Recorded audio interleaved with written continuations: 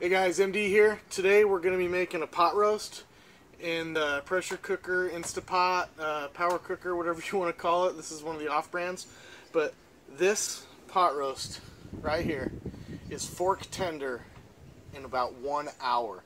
And let me tell you, if you are crunched for time, this is where you want it. Oh man, this is just as good as any crock pot recipe. But like I said, done in only 1 hour. Let me show you how we do it.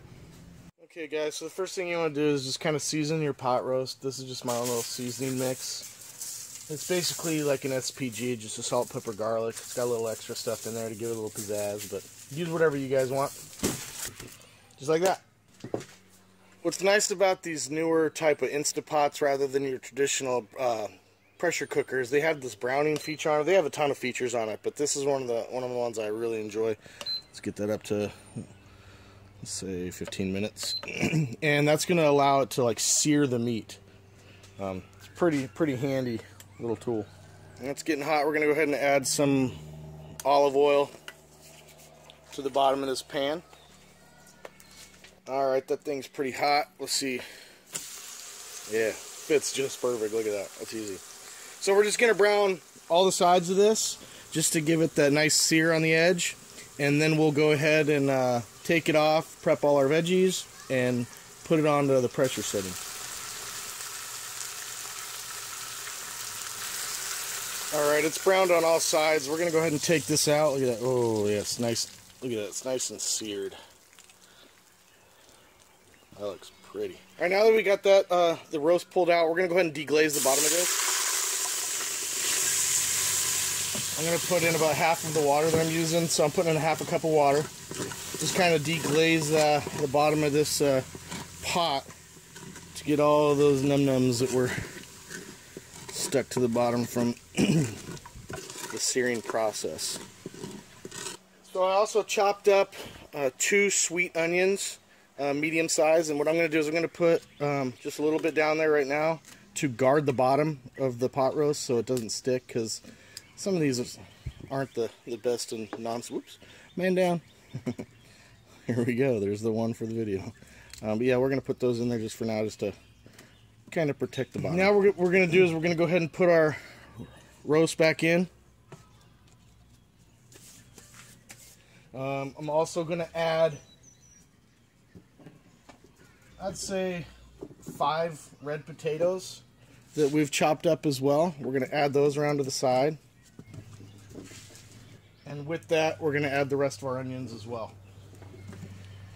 Additionally, what I'm going to use is, previously in a video you saw me smoke some garlic. I'm going to take, I'd say about 7 cloves of these garlic, and I'm just going to add them in throughout the sides of this dish. It's going to be yummy. And of course, I have some frozen carrots. I didn't have any fresh carrots for some reason today. I thought I did, but we went through, picked through our mixed vegetables and just cut the carrots out. Hey, you got to do what you got to do. So here we go. And for the seasoning that we're going to put in, we're just going to put in one of these McCormick slow cooker savory pot roast seasonings on it. And we're going to use one of the Lipton mushroom and onion soup, or onion and mushroom soup, whatever you want to call it. We're going to add one of those as well.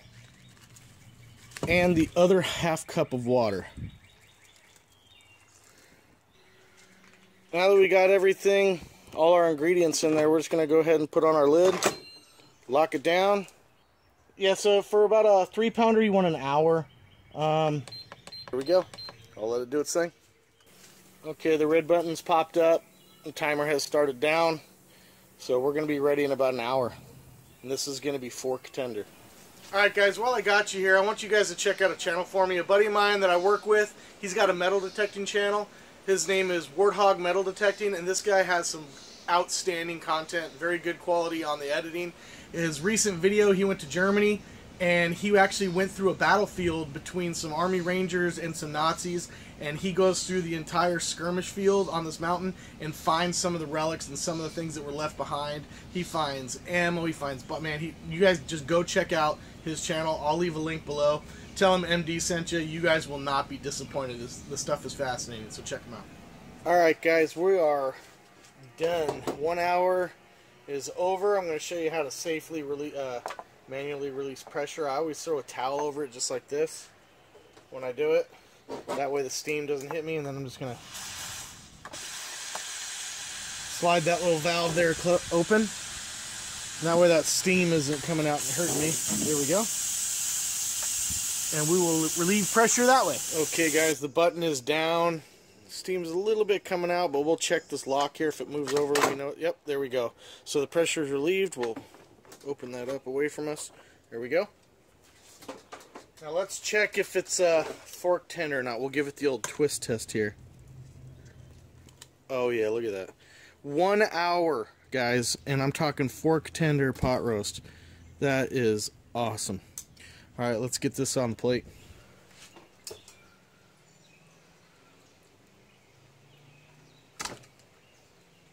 Oh yeah.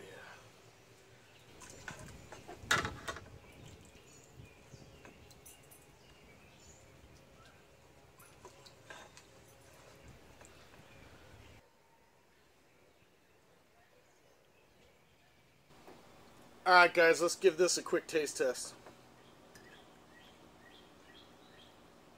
Oh my god. That is so tender.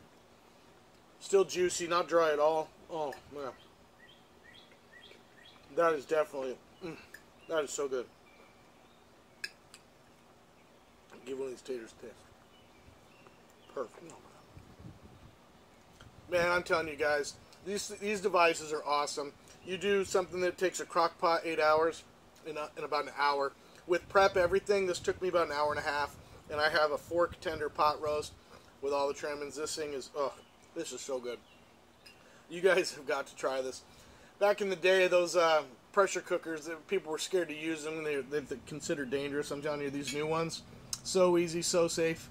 Even an MD can use it. So, man, you guys have got to get you one and try this out. This is fantastic. Oh. If you guys like the video, go ahead and hit that subscribe button, and you can find more content just like this. Also, leave a comment down below. Tell me what you thought, or what type of food you like to see me cook next. As always, I'd love to get your families outdoors, and I'll catch you next time. Let's finish this guy up. Oh, so good.